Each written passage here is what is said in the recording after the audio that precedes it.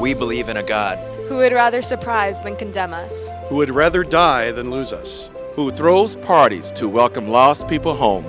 We are a team, a force, a community, a family, filled with the humble wonder of serving a surprising God. We practice radical generosity, experiencing life together, and the willingness to be used by God. Anywhere, anytime.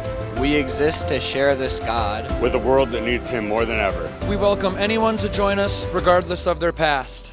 Because our God promises a better than expected future.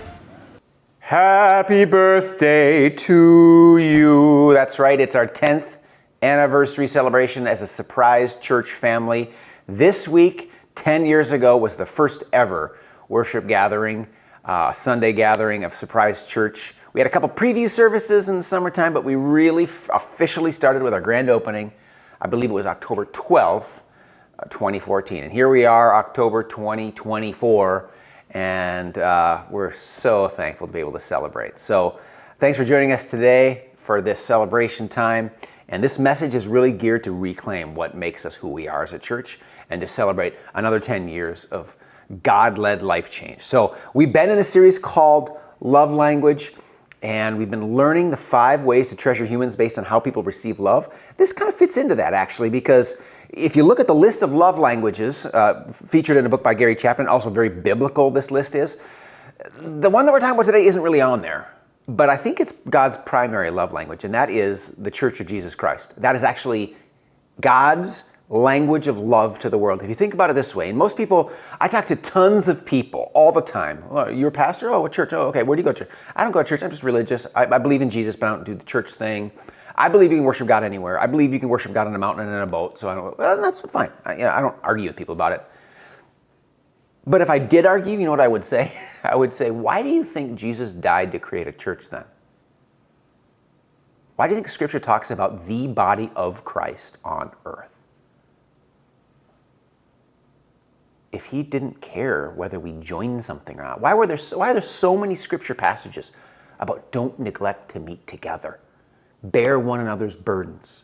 How do we be the church? There's so much in the Bible about how to be the church together that it's clear that Jesus' death was not meant to create a movement of YouTube watchers or Bible readers who privately follow Jesus. It was meant to birth a new community, a family on earth. And that family would represent God's love to the world, ideally. Of course, we haven't always done so well.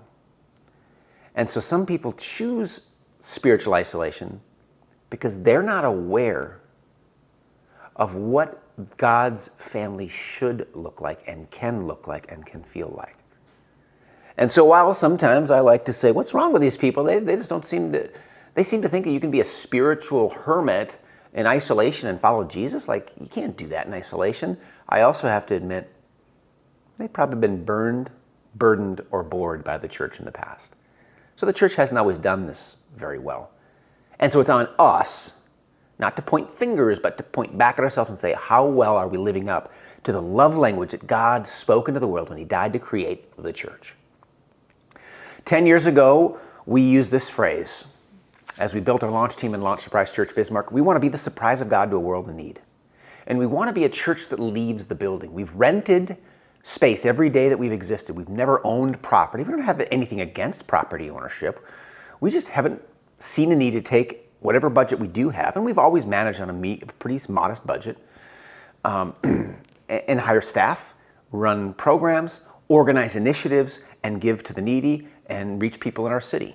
We've always seen a need to better use our dollars. And we could always do with more. Like, we feel like we're doing what we can with what we have right now, and we always challenge folks to support our mission financially, because if we could double our budget, we believe we could double our impact. And so if you're sitting there thinking, man, I have this inheritance, what can I do with it? Surprise Church is a worthy recipient of funds, because we are always trying to figure out what can we do with what we have, and how can we grow our budget to be able to do that much more. And that's because we want to be a church that doesn't just do church easy. We don't just do a Sunday service and be done. We have things happening all week long in the community because that's the kind of church we want to be. I want to go back to the story that started our church, the story that led to us thinking about this needs to be a church that exists. This needs to be a new church. Luke 15, the story of the prodigal son. Now, the context of this story is that Jesus is being criticized by religious leaders for spending time with obvious sinners, people who everybody knew were the sinners. So, the town drunk, a prostitute, a tax collector, which is like a traitor to the Roman government, stealing money from his fellow Jews. So he's hanging around with those sorts of people who everybody knew was a sinner. And when religious people who were of the understanding that they were above those people start publicly criticizing Jesus right in the act of engaging with those people, so they're insulting them while they're criticizing Jesus, I'm not going to say Jesus loses it, but he goes postal on them. He tells 3 viral stories that have transformed the world: the lost sheep, the lost coin, and then the lost son. The prodigal son story is about a lost son. He tells this story to the religious people criticizing him for hanging out with lost sons. And listen to the story. So I'm going to summarize the first part. The prodigal son is the youngest son of 2. He goes to his father, property owner, landowner, farmer. Dad, I know I'm supposed to get your inheritance when you die, but I'm going to wish you were dead now and ask for my inheritance now. Most fathers would give a quick backhand to such a disrespectful request. But this father says, as God often does to us, have it your own way. Let's see what happens. And he gives him half of his property value. And with this giant sack of cash, this kid goes to the equivalent of Las Vegas and squanders it on wild living. And eventually a famine comes and he's wasted all his money. He has nothing left. And he's, as a Jew to whom pigs are unclean, the only job he can find is on a pig farm feeding pigs. And he finds that he's jealous of the pigs' food. And that's when he knows he hit rock bottom. Okay, if I go home to my former father, who I wished for dead and took his inheritance and wasted it, if I go home to my former father, I bet I could get a job and be one of the hired hands, and I know his hired hands eat better than this. So he only goes home because he's hungry, and he thinks he could get a job with his former dad. He rehearses a speech on the way home, and he's ready to try to convince his dad to hire him, his former dad. And that's where we'll pick up, Luke 15:20. And he arose and came to his father. But the twist in the story, while he was still a long way off, his father saw him and felt compassion and ran and embraced him and kissed him. I can still tell it's my kids walking. Even though I've got an adult child and I've got middle and high school kids, my wife and I can see them from a mile away, and we know that it's them because we've watched them walk since their first steps, and we know how they move. We recognize their shape. No matter how tall and stretched out they get, it's still our kid. No matter how much they change, we still recognize them. And this father, from a distance, saw his son walking on a dusty road from a far-off land in tattered clothes, barefoot, probably bleeding feet. His ribs are probably poking out from if he even had a shirt on, because he's gaunt and thin and dirty and strung out, probably recovering from addiction, barefoot, bleeding, lost. He doesn't have compassion on his kid because he's coming home. He has compassion on his son because he sees a shell of a human being who has been so wrecked by their own bad decisions that they're barely recognizable except to his father. And so he does what a wealthy Middle Eastern landowner would never do. He runs to his son. Normally they would have a servant run, but he runs because it's his son. And when he gets to him, he doesn't even let him get through his canned job description speech. He embraces him and he kisses him. This dirty, defiant creep of a kid.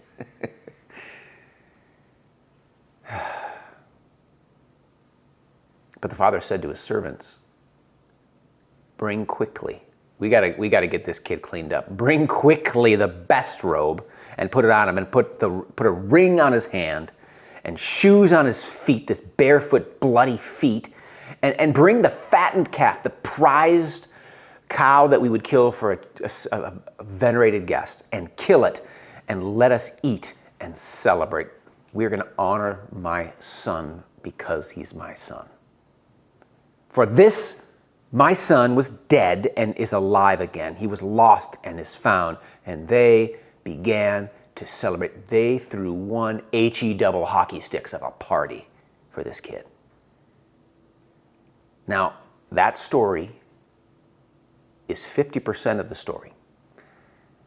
It's what led us to start Surprise Church, because we recognize that all around us are lost people that don't know how much God loves them, that don't know that they have a purpose for living, that don't know that God has more planned for their family, their marriage, their sobriety, their journey.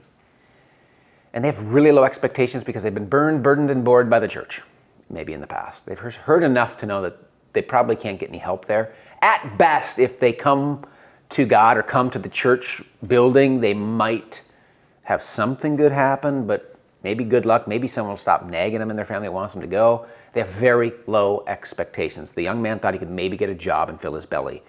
People who might give church a chance because they just are ready to try anything, but they don't have much expectations or high hopes. But when the young man come home expecting a job, he found himself enveloped into an intergenerational surprise party. And we realized that this wasn't just something an individual Christian was called to do. We were called to throw parties for lost people, and we do that as a community. This is a charter for Jesus Church. This is how the church is supposed to function. Not like the religious people criticizing Jesus in the story, who are actually upset about him hanging around with sinners. That's how the church is supposed to work. But there's another brother in the story, see? The back half of the story, the back nine of this golf course, is the other brother, the older brother, who was home faithfully working the whole time. This is the religious leader criticizing Jesus for hanging out with bad younger brothers, right? Grumpy sinners, whatever. Now his older son was in the field, and as he came and drew near the house, he heard music and dancing, and he called one of the servants and asked what these things meant. And he said to him, your brother has come, and your father has killed the fattened calf, because he's received him back safe and sound. So he's the older son, this is his brother, and there's a celebration clearly because his brother's alive, and we didn't know if he was alive. He's home, we're happy. But instead of celebrating, he was angry and refused to go in. Imagine what it was like being in the church with those Pharisees that were criticizing Jesus. These sinners would not have been welcomed in the door. They would have been shamed out of church, out of the synagogue. Imagine what it's like when people who have been burned by the church start telling their stories about what church people said or did to make them feel like they didn't belong because they weren't good enough and they didn't have the record that some other church person did of giving or serving or attending, or their family paid for this wing of the church, and so you don't belong here and I do. The older brother was angry and he refused to go in. And I think this corresponds to two different paths a religious person can take that are both unhealthy. Number one, one path is performance entitlement. I've been coming to church every day since I was a kid. I've been giving financially, which is awesome, but I've been giving financially, and that entitles me to something. I'm better than someone who's not. I've been volunteering. My family has been here for generations. That part of the church is named after my grandfather who bought it and paid for it. And like all these performance entitlements that people convince themselves that they're no longer a sinner, that they don't really need the forgiveness that other people need. It leads them to resent lost people. And Jesus is cautioning his listeners about it becoming this grumpy religious person who is entitled to some kind of reward from God and better than people who don't deserve it. The other direction we can go is what I would call misprioritization of life. I'm just too busy to care. I might work church in here and there. I might work a prayer in here and there. I might work God in here and there. But Ultimately, my life is full, I'm very busy, and I just ignore lost people. Either way, my performance is the only thing that matters to me. I am too busy, too important, or too much of a high achiever for God to care about lost people. I either resent them or ignore them. So his father has to come out and try to recruit him to come in. His father came out and entreated him, but he answered his father, "Look, these many years I have served," and the word served here is the identical word you use for a slave. "I have been enslaved to you. I have been your slave all these years, and I have never disobeyed your command. Yet you never gave me a young goat that I might celebrate with my friends. But this son of yours," he doesn't call him his brother, "who has devoured your property with prostitutes, this son of yours came and you killed the fattened calf for him." I'm listening to this young man talking. He's not talking like a member of the family. "I've been a slave. I've obeyed your commands. I want a goat. That's what I should do. I deserve a goat. So I can celebrate not with my family, but with my friends." He's talking like a hired hand. He's talking like the very thing his other brother thought was the best case scenario that he could do, be a hired hand. That's how the older brother thought. He just thought he was a good slave or a good hired hand. In other words, this is not a story of two brothers. This is the story of two slaves. There's a good slave who sees himself as a good slave and a bad slave. The older brother sees himself as a good slave that served for years and never disobeyed and maybe deserves a goat party with his friends. The younger brother, the bad slave, spent years partying, not serving. And he devoured property rather than obey his father, and so he thinks he deserves nothing, maybe a job, but the older brother thought he just deserves rejection. Not even a job, not a welcome, not nothing, just rejection. In the middle of the two is a gap. Jesus tells a story with a gap. There's a hole in the story. You notice that there's a bad older brother, but there's no good older brother. Like, here's a picture of a donut.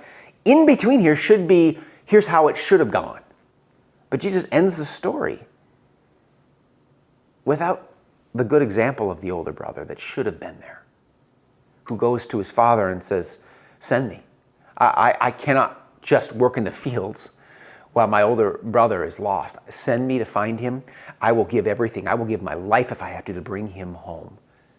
But the story ends without that example. And Jesus then, the storyteller, becomes the good older brother. The good older brother in the story is the storyteller who, at the end of the story, plays the role to be the good older brother in real time in giving his life to win us back.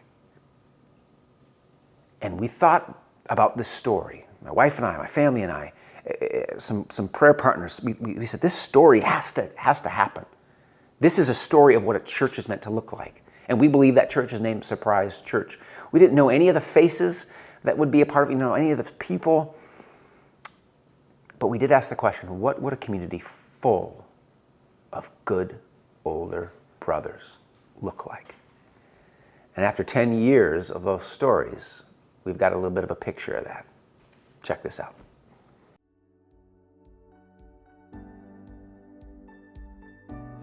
It started as an idea, but that idea has become a community of people that have blessed me and my family in so many ways.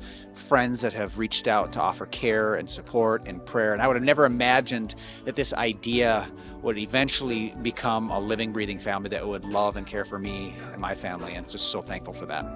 Surprise Church has impacted me in a way that I never knew could happen. I have never met so many people that are so loving and kind and welcoming, and thank you so much, Surprise. I love every single one of you.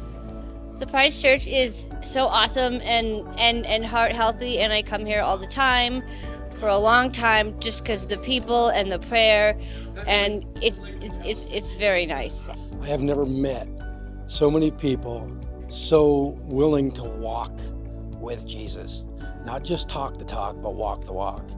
And they make me want to be a better person every day of my life. That's the best thing I can even talk about. And I've never thought I'd testify, but when I start talking about Surprise Church, I tend to testify. So it's really a special place. I moved here about 9.5 years ago from Maryland, and I knew I was leaving all my family back east, and I came looking for a church that would be my family. And from day one, it has been absolutely that way. I have learned to be a person who is using my gifts in a way that I never thought I could before. So since I've started at Surprise, I've met some pretty amazing people who are not just friends, but I consider them family. The biggest impact was when we started our family community group, and we get together every other Sunday at my house, or now we're meeting at the mall, and just hanging out and talking about the weekly sermon, and the kids get to hang out and have fun. It's changed our lives a lot to be able to get to know these people and hang out with these people. They are definitely our family.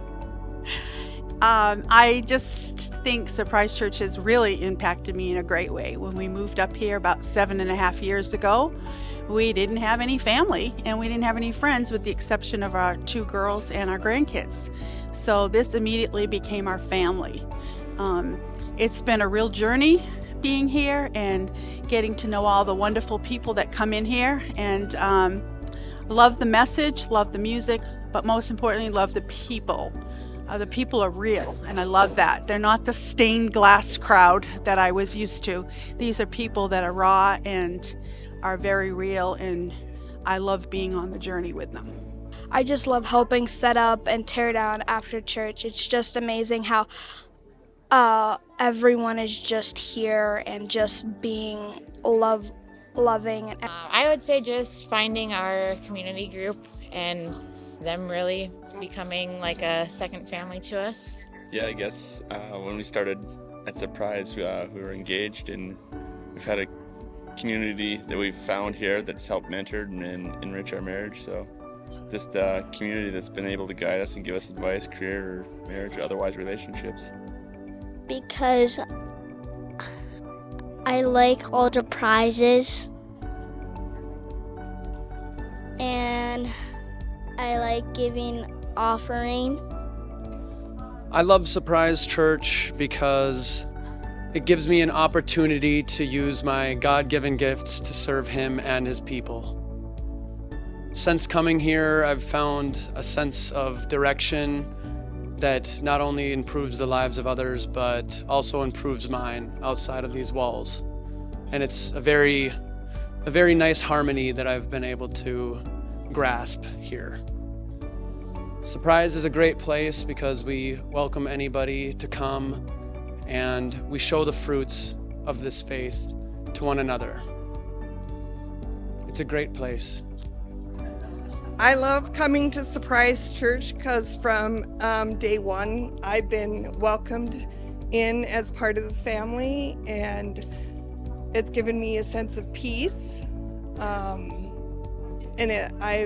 just felt a weight off my shoulders and just felt God's presence in my heart that I've been yearning for a long time.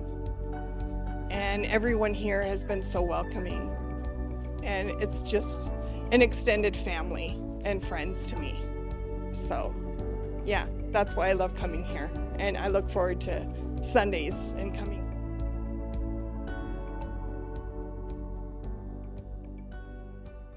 The elders and I have been talking about how to speak about our future, how to speak about our future vision of being good older brothers. And the phrase came up, Surprise Church is the family you're looking for.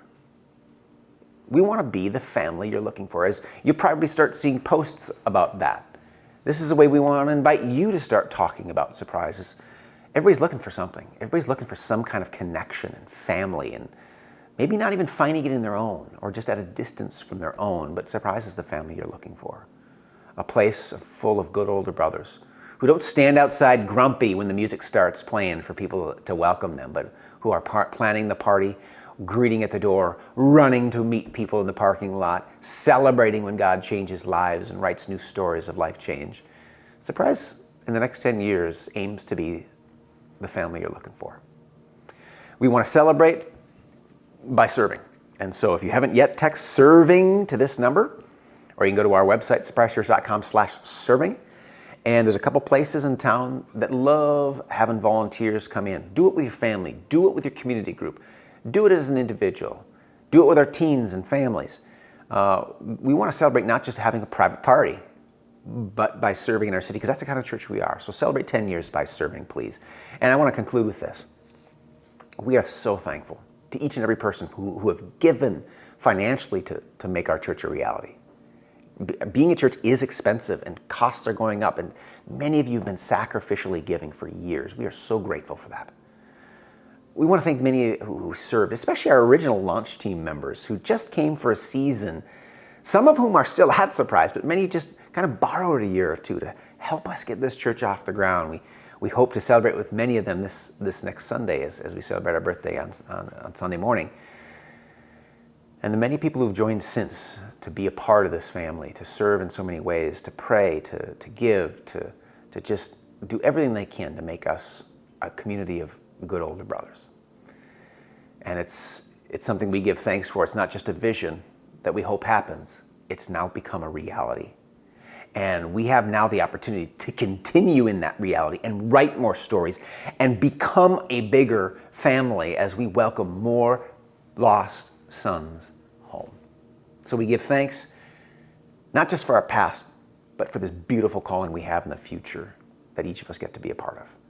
As your pastor, I'm so grateful to be a part of this church, a church that's blessed me in many, many ways and my family, and love you all. So happy birthday, Surprise Church. Here's to 10 more. God bless you.